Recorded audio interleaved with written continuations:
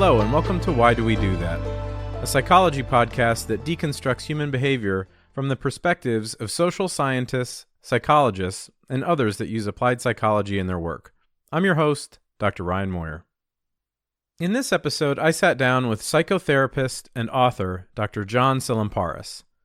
For over 30 years, John has owned a private psychotherapy practice in Los Angeles, focusing on grief counseling, depression, anxiety, addiction, and recovery. John has appeared on a variety of television shows, including the A&E reality show Obsessed, John Mulaney Presents Everybody's in L.A., Chloe and Lamar, Collection Intervention, and In the Name of Science.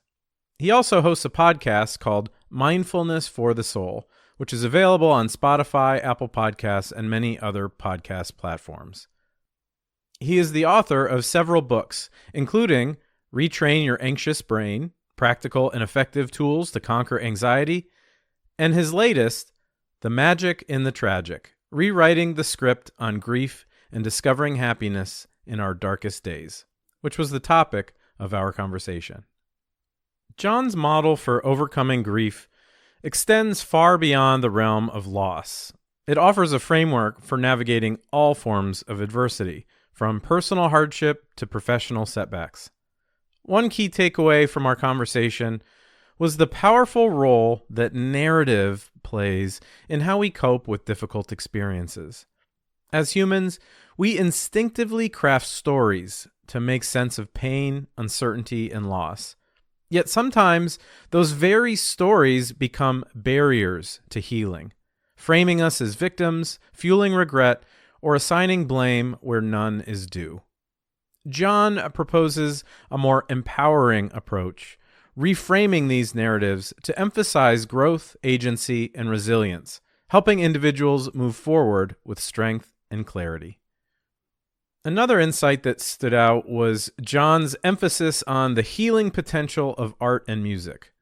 Many people naturally turn to these forms of expression in times of distress, and John suggests that this instinct serves a deeper purpose than mere distraction.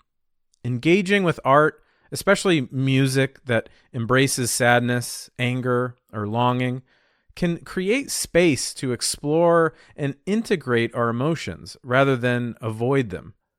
In doing so, we can deepen our understanding of suffering and uncover meaning within it.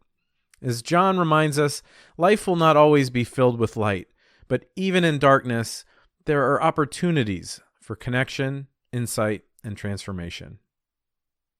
If you're finding it difficult to move beyond a painful chapter in your life, this conversation offers a compassionate invitation to re-examine the stories you tell yourself and perhaps begin writing a new one. Enjoy. Okay, today I am joined by John Tsilimparis. Thank you so much for being on today. Thanks for having me, Ryan. John has a book out called The Magic in the Tragic, Rewriting the Script on Grief and Discovering Happiness in Our Darkest Days. So we're going to be talking a little bit about grief, but I think more broadly we're going to be talking about the larger category of adversity and ways to overcome or manage adversity and perhaps turn it into something positive. So in your book, you discuss your framework for conceptualizing grief and emotional hardships. How do most people, by default, approach grief, and what are you offering instead? So I'm glad you said that it's a broader sense than just grief. The book is not just about helping people suffer the loss of a loved one, which is what people relate grief to, but it's about facing adversity, emotional pain, divorces, breakups, financial hardships, lost businesses, lost dreams, all the negative things that we have to face in our lives and negative feelings that we have to face. And the idea is that, most of the time, and even this conversation for most people is typically uncomfortable. People don't like to talk about pain. We are definitely a country that is the, be strong and move on type thing. People don't like to dwell on things. They think it's something negative, like it'll get worse or something like that, or it's a sign of weakness. So hopefully by the end of this podcast, some of your listeners might walk away with a different concept of their own emotional pain. And the idea is we're never going to like pain. Um, you and me are never going to decide that I really like pain, so I'm going to invite pain. Everyone's going to do everything in their power to avoid it. But the problem with that is that it's inescapable and the pain comes all the time. Hopefully, less to some people than others, but it will come. And given the state of affairs in the world, given the way our country is, everything that's going on, people are worried, people are scared, and that, being scared and chronically anxious about everything that's going on right now is a kind of, state of grief. It's like a prolonged grief because the uncertainty that we're all living with is difficult. So the idea is it's not about moving on from grief. It's finding ways to move through it. We know that if you try to escape grief in the long run, you're not building the kind of emotional resilience that you need to prepare yourself for the future at whatever age you're at. So emotional resilience is when I find ways to convert my adversity, my grief, my sadness, my fear, my worries into thriving. I find ways to dignify some of that suffering. And in that process, I reduce it as well. And that's what you read in the book. Mm-hmm. Yeah, I picture in my head this idea of moving on and the general public kind of pushing this narrative of when bad things happen, you have to move on. And I'm curious to what you think about this because like it seems as though there are probably some situations where the idea of, temporarily suppressing your emotions would be effective. You're playing a sport and you have you scrape your elbow or something like that. Moving on seems like a great piece of advice there. You can't dwell on that open wound if you're in the middle of a soccer game, for instance, right? But emotional pain is a little bit more complex, right? And to your point, a lot of people, I think, get this message of at some point you have to move on. And in your book, you talk about how closure is kind of a poor construct. What is the difference between moving on and something more wholesome like healing?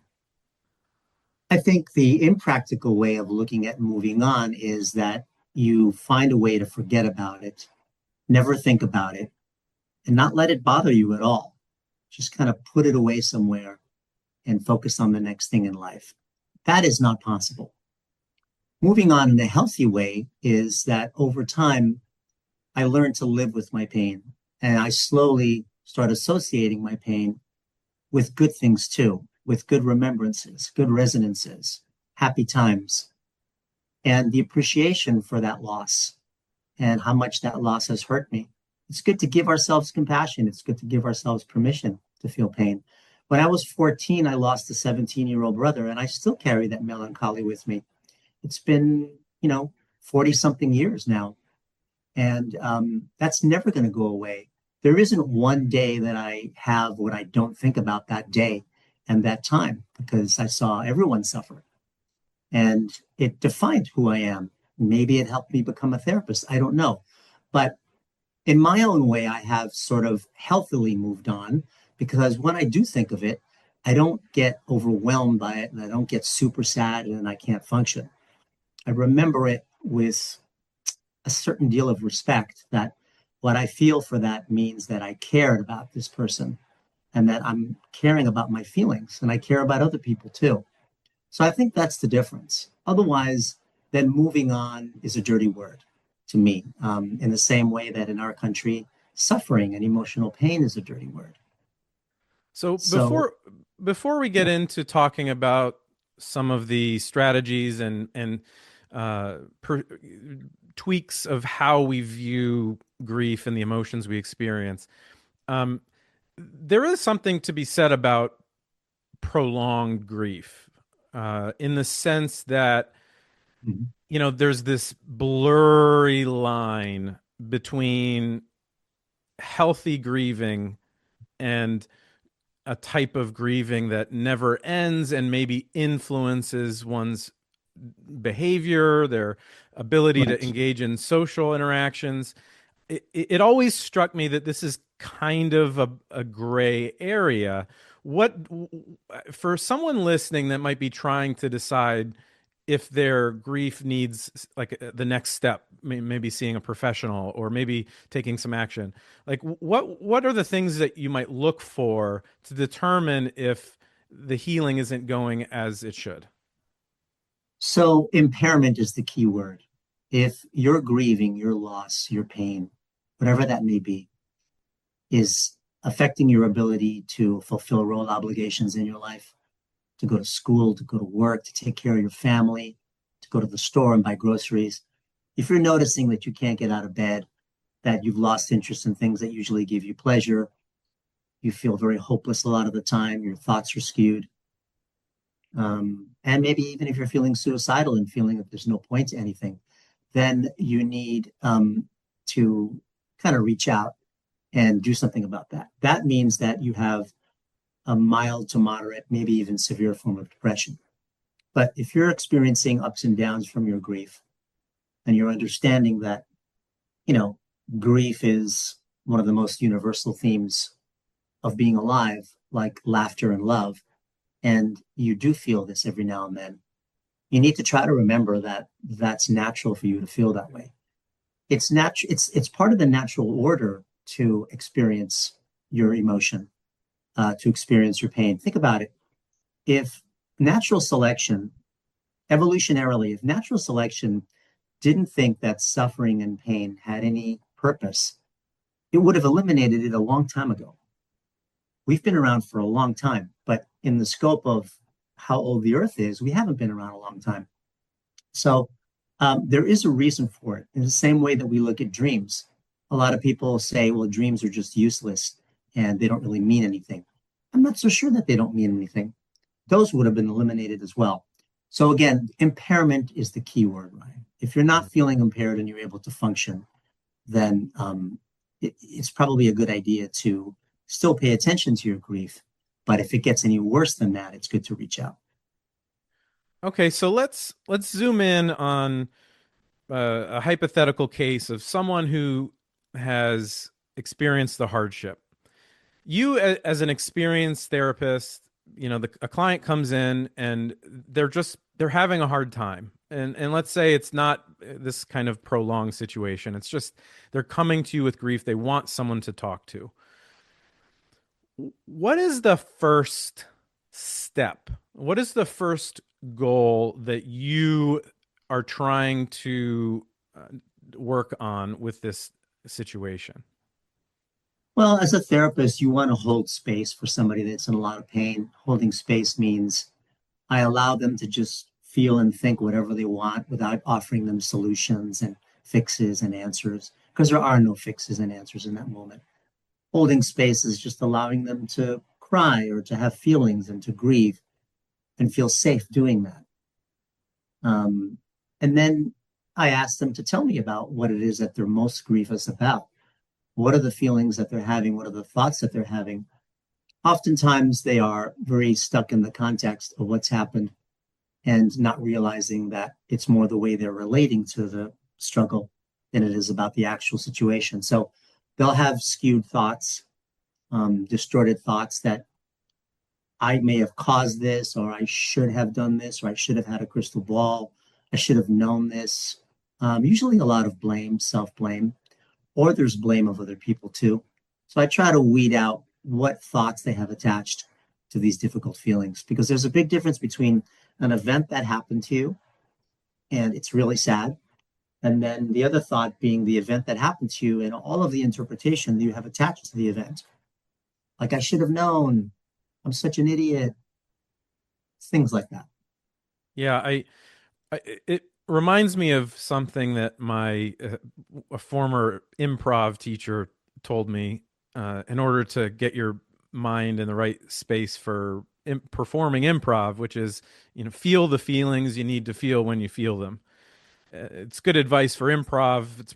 It's probably even better advice for hardships. Um, Right. and There are no such thing as bad feelings. Maybe there are bad actions because of feelings, but feelings are just feelings. You know, you can't control your feelings. You may be able to find some semblance of order in the way that you think and feel about things, and you may be able to, I don't know, be a little tempered with how you feel about things, but you can't control your feelings. right. So your book focuses on this unique framework that is kind of soaked in optimism, I guess one way to put it. Um, you talk about ways that you can harness these experiences to come out the other end stronger. And there are lots of different ideas that you unpack in the book. Why don't we just start with a term that you use, constructive aching? How do we implement? Is this something that can be implemented? Is this a something that we need to change our perception in this while we're going through these tough emotions? Yeah, so constructive aching is an alternative way of looking at the depth of your pain in the moment. A lot of people will say, what's the point of feeling this way? They try to circumvent it and make it go away. But if you use intention and you bring attention to your pain and look at it constructively, that it could deepen your sense of compassion for others, it might increase the sensitivity of your heart, might make you live life more to the hilt. You might even find some dignity in the beauty. I'm sorry, some beauty in the suffering and some dignity in the pain. Then you actually find purpose in the pain. So, constructive aching is similar to seeing yourself as being positively wounded instead of, frivolously wounded. Again, we hurt and we are in pain because we learned from it. And that's a choice that we have to make at the time. But Ryan, I don't mean to minimize emotional pain. I'm not trying to say that it's good to feel bad. I'm not saying that it's not a big deal to feel emotional pain. We know what that feels like. Nobody likes to feel it. It's horrible. So just throwing that out there. Well, But and I, but also, I can learn to be moved by my pain instead of wanting to avoid my pain. yeah, and I mean, I agree that there are these frameworks that we look, these lenses that we use to interpret negative emotions. I'm most curious about the timing of of going to these newer, more optimistic narratives because it I would imagine that if I were talking to someone who recently experienced an emotional hardship, let's say it's a loss, let's say it's 2 weeks, let's say it's a month after it happened. If I were to sit with them and and communicate to them, hey, listen, there's a way that you can turn this negative emotion that you're feeling into something positive. It strikes me that I think what would likely happen is people would push back and say, I'm not ready for this. Like I hate this. Don't tell me that there's something good that's going to happen. Um and so there clearly has to be some consideration of the timing and how do you implement these messages? How do you determine if people are ready to hear them? What are your thoughts on this trajectory and how you can insert these more effective interpretations? So in the book, I talk about the difference between process orientation and results orientation. The book is not a results oriented book. It's not a quick fix. It's not something that happens overnight. People change through finding measurable and achievable goals and spreading them out over time. And when someone's in grief, it could be months, it could be years. And so, even though the book may have a positive bent to it, finding the dignity in your grief is not about finding the positive in it. It's finding maybe the purpose in it. You're dignifying it in a different way. You're holding it in high regard. The ancient Greeks, who I refer to, often talked about the nobility of suffering. And the nobility of suffering to them was the pride that you take in having suffered. So you look at it that way. This is a wound that I have to work with. I may not turn it into a positive, but it's something that is there for a reason. And through art, through aesthetics, which we'll talk about in a minute, any kind of aesthetic, through anything that raises your spirit and stuff, you can give that dignity to the pain and hence traverse through it better. Yeah, I have limited experience with grief. I did lose a coworker who was also a very close friend of mine.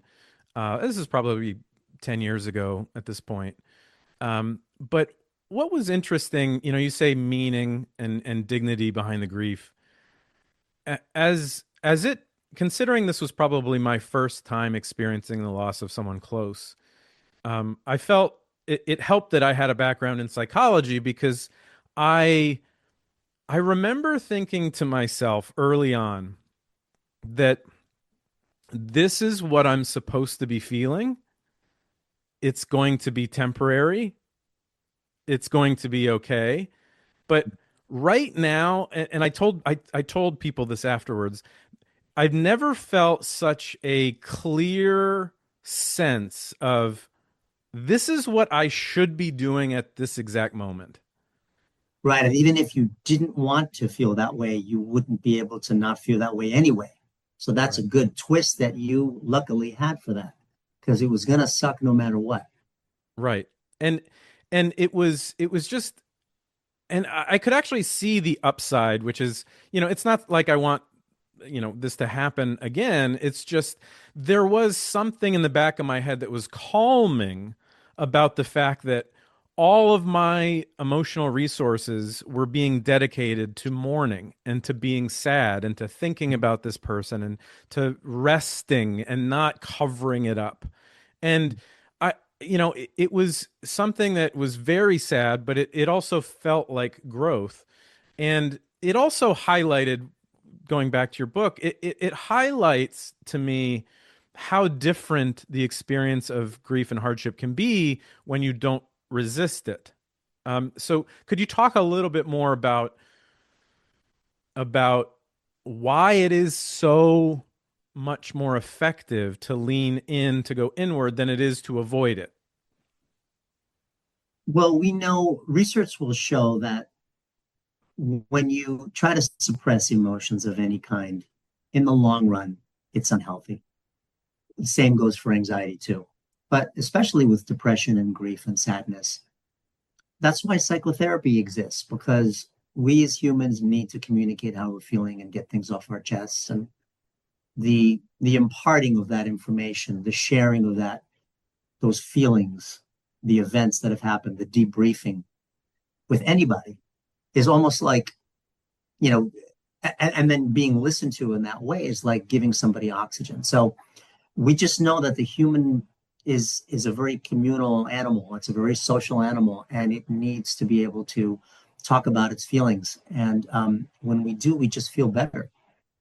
But again, grief and adversity is so uncomfortable that we will side more with, the other natural universal themes of life being love and happiness and laughter and all those good things. But remember, the brain is designed to prioritize negative thinking because that's the way we've stayed alive all of these millennia. But even still, because it feels so bad, we try to avoid it. So avoiding it, as I said, goes against the natural order of things. Mhm. You talk a lot in the book about the value in art and music and how these domains or these mediums are such an important piece of emotional resilience. Why is it that you spend so much time on these particular topics? So art is just one of developing what I describe in the book called an aesthetic mindset. Everyone has an aesthetic mindset about something. It could be gardening, it could be exercise, it could be hiking, it could be being in nature, it could be music, it could be art. I chose to focus a lot on art, although I focused on other things too, because art does it for me, especially music. And so Um, art helps us to, well, I'll just use myself as an example. When I listen to the kind of music that moves me and gives me euphoria and makes me feel happy or makes me feel inspired, it helps me feel my feelings better. It gives me a place to do them in a safe place. It opens up my imagination about it. It makes me feel less alone because I think the writer, the author, the composer of this music knew exactly how I was feeling. That's why he or she wrote it. And other people that love this piece of music are probably feeling the same way. But more importantly, the broader picture of this, Ryan, is that there's a science out there called neuroaesthetics, and it's the science of studying how awe and inspiration, when we bathe ourselves in awe and inspiration, creates elation and euphoria. So, because that enacts happy pleasure chemicals like oxytocin, dopamine, and serotonin, it's incumbent upon us, especially in our darkest days, to try to find that awe and inspiration through whatever your aesthetic is, because you're not only releasing those good chemicals when you're going through this grief, so you'll go through the grief better, in my opinion, but you're also activating the part of the brain, the prefrontal cortex, your executive brain, that is able to be more hopeful. It's able to solve problems better.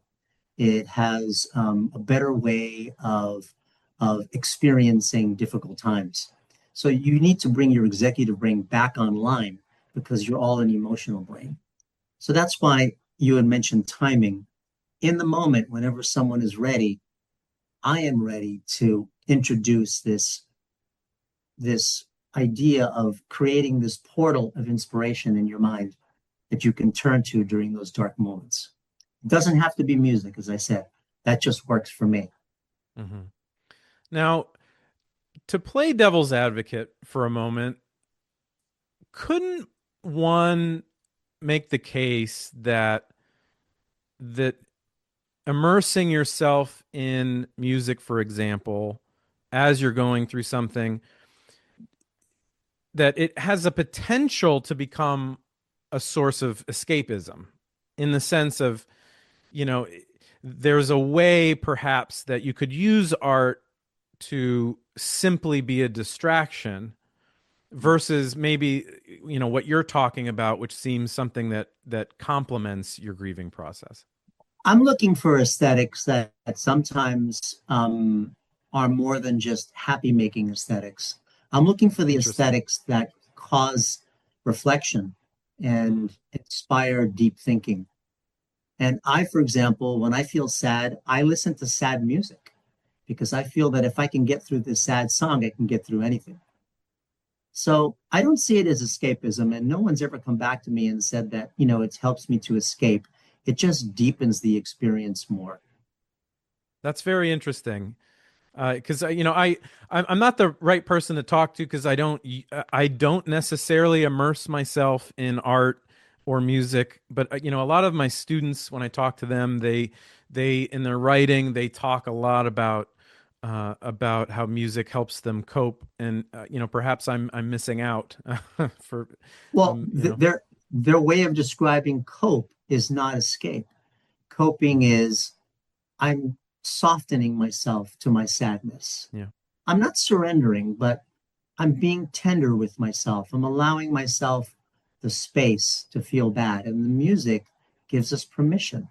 So I tell people one of the best things you can do for yourself, Ryan, the highest form of self care is to find ways to give yourself chills as often as possible. Allow yourself to feel the totality of being human. When was the last time you felt chills about something? It could have been a passage in a book that you love the way it was written, or a movie that you've seen many times and you like to see again, a place in nature, the beach, the mountains, anything like that, a loving moment with a partner. Whenever that feels good to you, I tell people pull back and ask yourself, what just happened? Mhm. What just happened that I felt a little bit of inspiration from that? What lifted my spirit there? Some people say that's the divine speaking to us, that's the Almighty speaking to us. Other people say it's part of neuroaesthetics. Other people say it's just something that I love and it makes it feel like home. It makes me feel comfortable. So everyone's got a reason for it. But the more you deepen it, the more you pick at it, the more you extrapolate from it, the better the experience is going to be in the future, the next time you feel sad. Yeah, as we were talking before I hit record, you talk about some classical music pieces. I occasionally listen to classical music, but I definitely uh, downloaded some of the specific pieces that you mentioned, and I'm going to experiment a little bit to see how I can apply that in terms of dealing with negative emotions.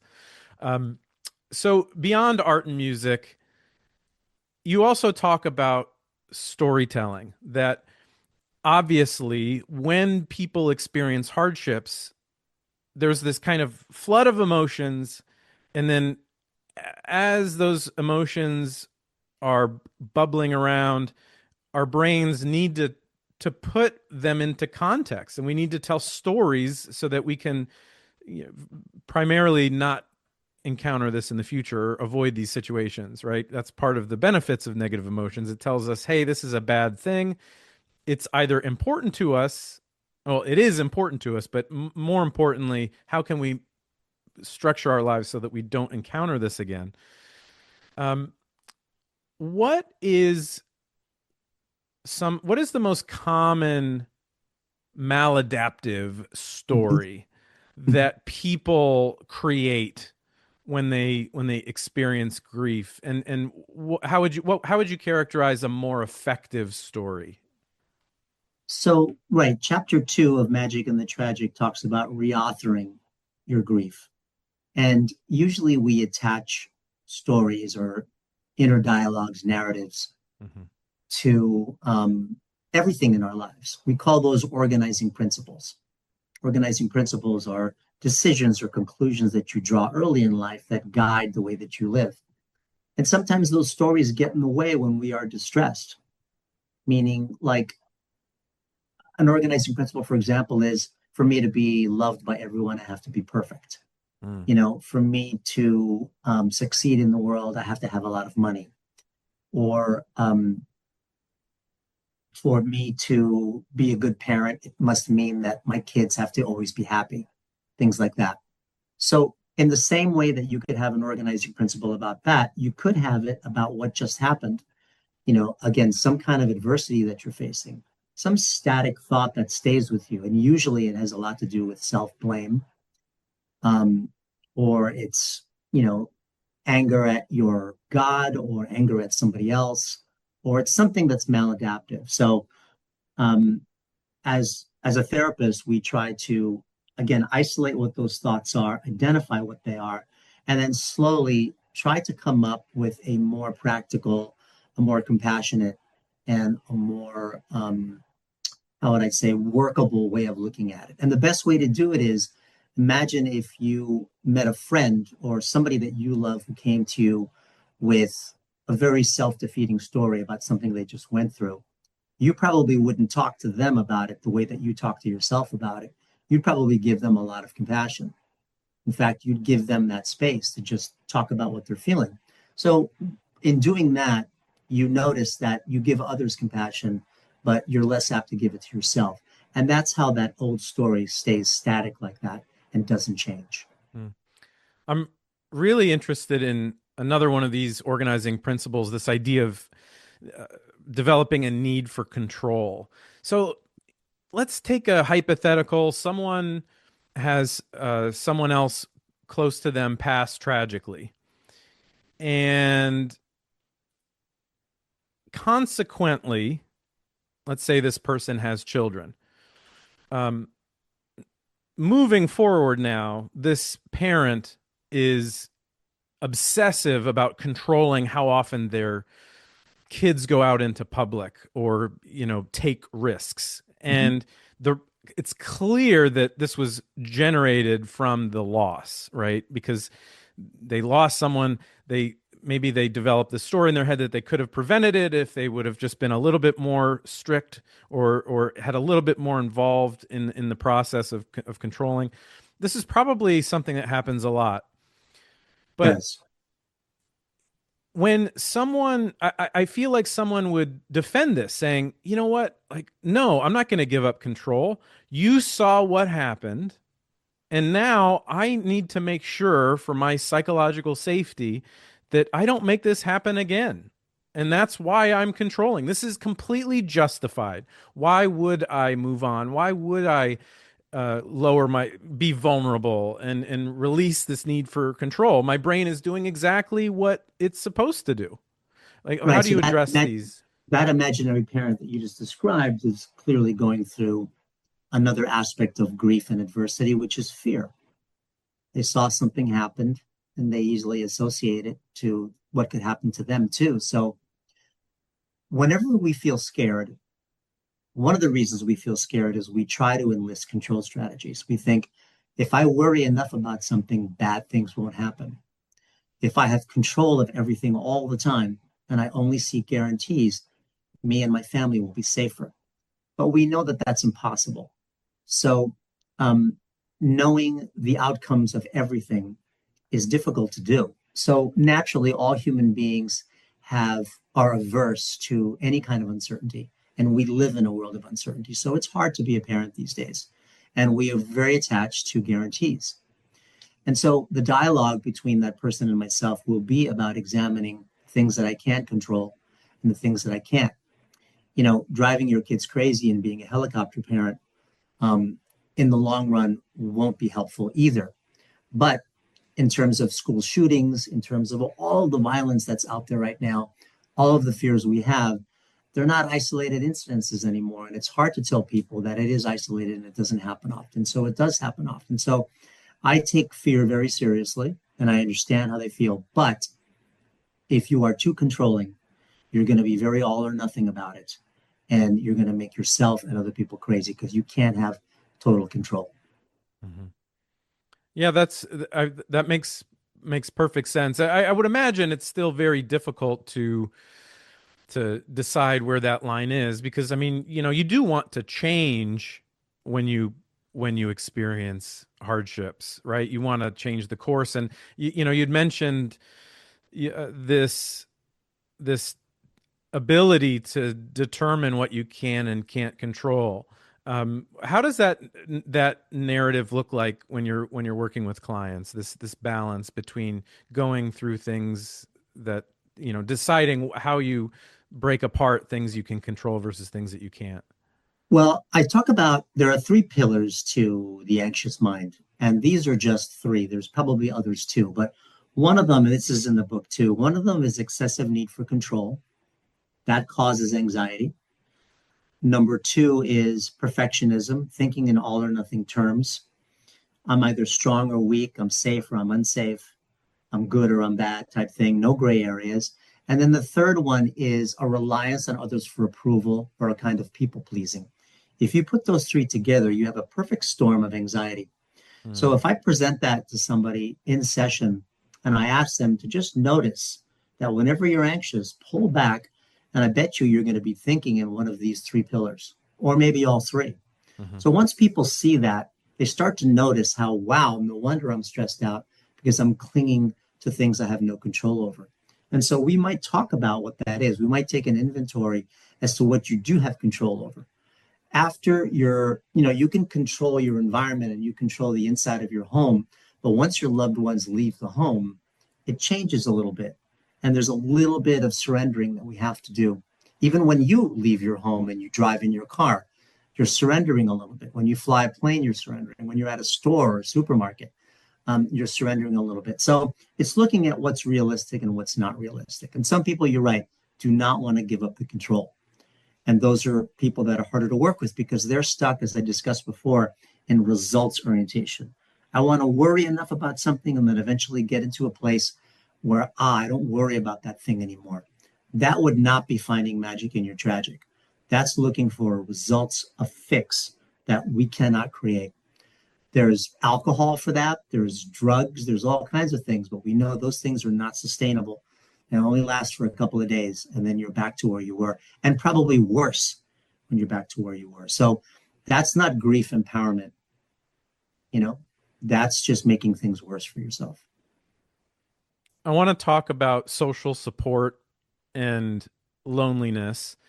Um, it seems to me that when people are experiencing grief, loss of a loved one, they tend to pull away from other people for probably a variety of reasons. One of which is just just a sheer focus on the negative emotions that they're feeling. They don't want to bother other people with those. They Mhm. maybe they feel like they're a burden to other people. Um, what keeps people from moving towards others typically, and how can they overcome these patterns? So even though we've made a lot of great strides in this country over the years around mental illness and stigma and having feelings and facing difficult times, there's still a great deal of shame around it. And we see this more with men than with women. Women are genetically better nurturers. Men are much more, hunter gatherers, much more independent. So I've seen it with men having a harder time, but everybody I have seen will have a little bit of shame about dumping on someone. But as a psychotherapist, again, I try to create the conditions in our discussions for them to allow themselves to drop their guard a little bit and allow themselves to understand that it's okay to feel what you feel because it's part of the process. So I would say that shame, in answer to your question, is the big one. And we all have it. Nobody likes to look vulnerable. Nobody likes to cry in front of somebody else. And I don't know that that's ever going to change.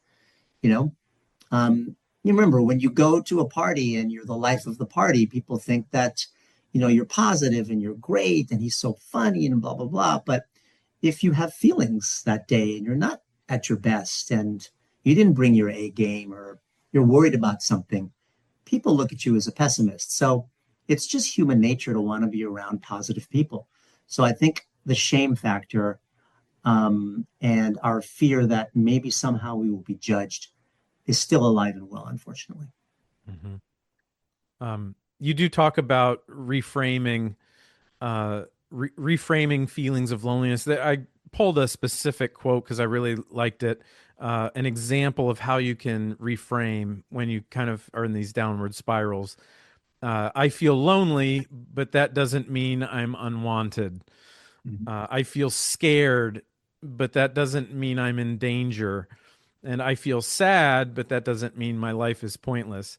It seems like there's a lot of importance being placed on these statements that are supposed to be temporary. Emotions are supposed to be temporary, and a lot of the challenge it appears to be is making sure that these temporary emotions don't get stamped into our identity moving forward. Is that how you see it as Yeah. well?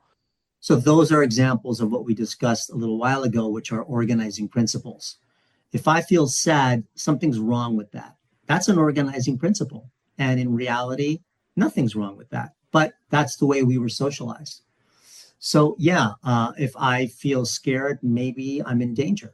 And that's, a very old kind of tape that we have in our head. So, yes, that's reauthoring that thought. That is changing the inner dialogue. And that is debunking or demystifying these organizing principles that we hold to be true. It's important to look at what Carl Jung said about the unconscious. He believed that therapy was about making the unconscious conscious. And if you believe that being sad means something is wrong, that might be your unconscious from a long time ago talking, and being unconscious meaning you're not aware that that's just an old tape.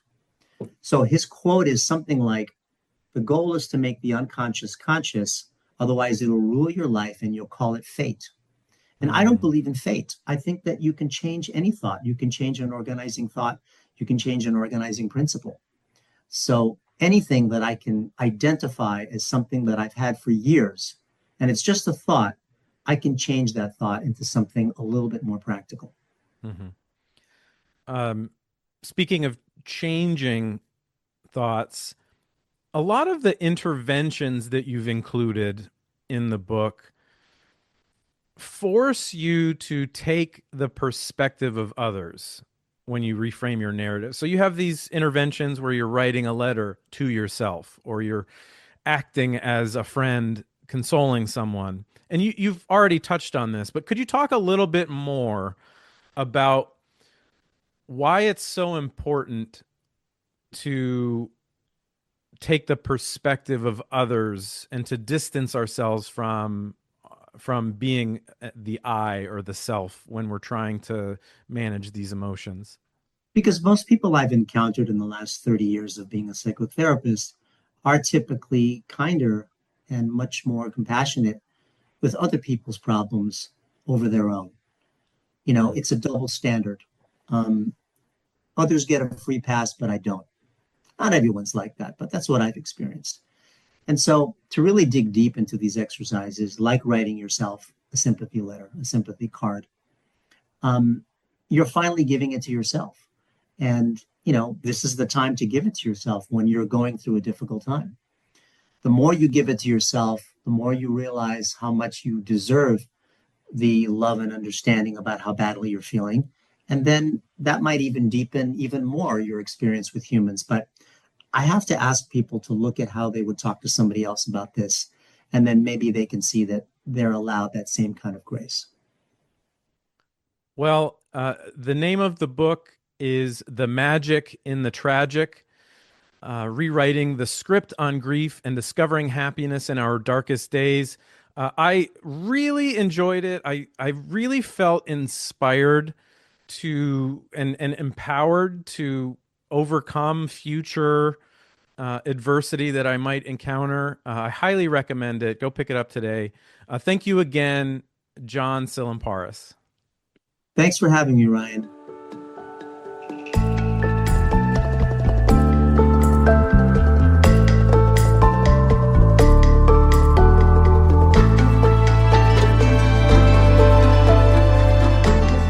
For more on John, visit his website, johntsylimparis.com. That's JOHNTSILIMPARIS.